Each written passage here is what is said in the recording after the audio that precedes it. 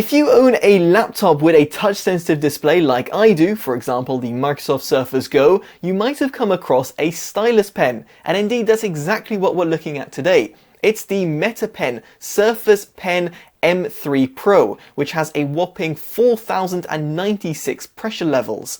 Now, at the time of filming, and in the UK, it can be found for roughly £80, while in the US it can be found for $80.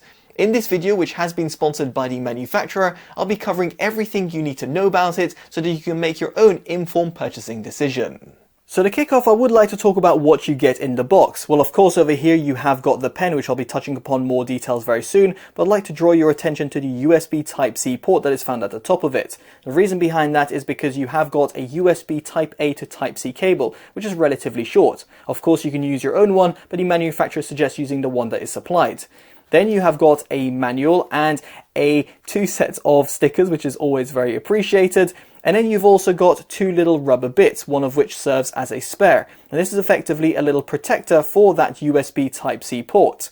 Now, indeed, over here, it can be used to protect that port and therefore prevent any sort of dust buildup or, let's say, any sort of water that accidentally goes on it, and therefore just gives you a little bit more peace of mind. It is worth considering, however, it does stick out just a little bit and has a different texture and feel to it. So therefore, if you do not like that, you can, of course, remove it.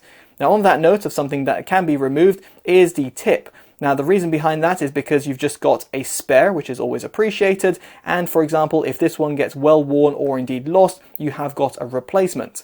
Now, for you to replace it, it's very simple. Just go anti-clockwise like you do on a screw, and it effectively pops out.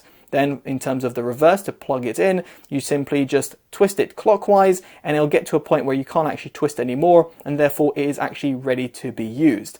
Now, actually using the pen is very intuitive. You've got a button that is found at the top and it simply illuminates when it is on, and if I hold it down, it will power off. Now, it's worth bearing in mind here that the pen will automatically power off if it's not being used for a certain amount of time. Now, on that note here, you have actually got a whopping 20 hours of usage. Now, if you're going to be charging it from 0 to 100%, it will take you roughly 30 minutes. However, a quick 5-minute blast will also give you a whopping 600 minutes of usage. So you should never be in a scenario where you're running out of charge. Now over here, the button that I switched on, where you can see it was white illuminated, does actually have a few different colors. White indicates that you have got a charge of 60 to 100%. Blue will go from 20 to 60%, while when it is on red, it'll be 0 to 20%. And therefore gives you an indication of the battery indicator, in other words, the level that you have got within the pen.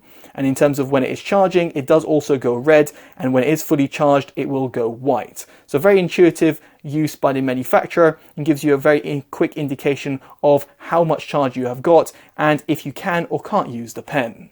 Now, aside from all of this, I would like to point out that the Metapen M3 Pro features strain gauge technology, which according to the manufacturer makes writing more stable, sensitive to pressure, smooth, and also closer to the real pen feel. You have also got the MPP 2.0 pen protocol like you'd find on the official pen, and therefore means that you'll get an uninterrupted writing experience. Speaking of which, let's get into it. Now, right now I'm on OneNote and I'm just going to hover over it, and you'll be hopefully able to see that there's a small little dot that is following my pen. But if you can't see that, you'll just have to take my word for it. Now, to draw on it, I'm just going to apply very light pressure, and then I'm just going to slightly increase the pressure, and hopefully here you can see the differences between the lines, where the right one is a lot more thicker, whereas applying a lot more pressure, and the left one is a lot thinner. Now, there is also a 360-degree invisible button which resides roughly in this sort of area.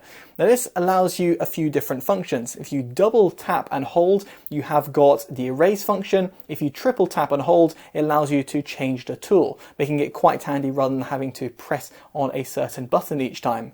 Now, for me to demonstrate it, I'm going to use the erase function. So bear in mind over here, it will switch automatically between the erase function. So I'm just going to get close to the laptop, and then again, I'm just going to be scribbling around, and then I'm going to double tap and hold, and then I've got the erase function. So yes, indeed, you can see I didn't tap that button at the top left hand side, but in fact I just did it directly from the pen.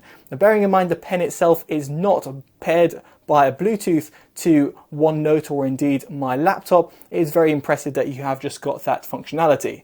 Now, in terms of the overall writing feel, I haven't exactly got the best handwriting to say the least. So I'm just going to write in block capitals, but I'm going to go quiet so you can hopefully hear how silent the actual tip is.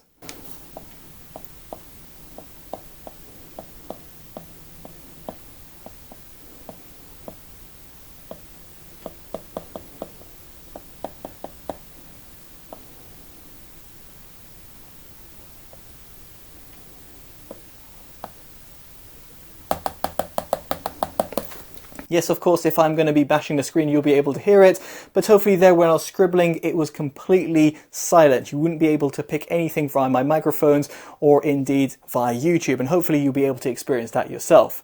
Now, I'd also like to highlight that the pen itself is actually very lightweight. It weighs in at just 14.6 grams and has got a total length of 166 millimeters, and therefore means in terms of the feel of it for my hand is actually perfect. I don't feel it's too short or too long, and it does have a good sort of thickness as well, which does replicate a big-ish pencil.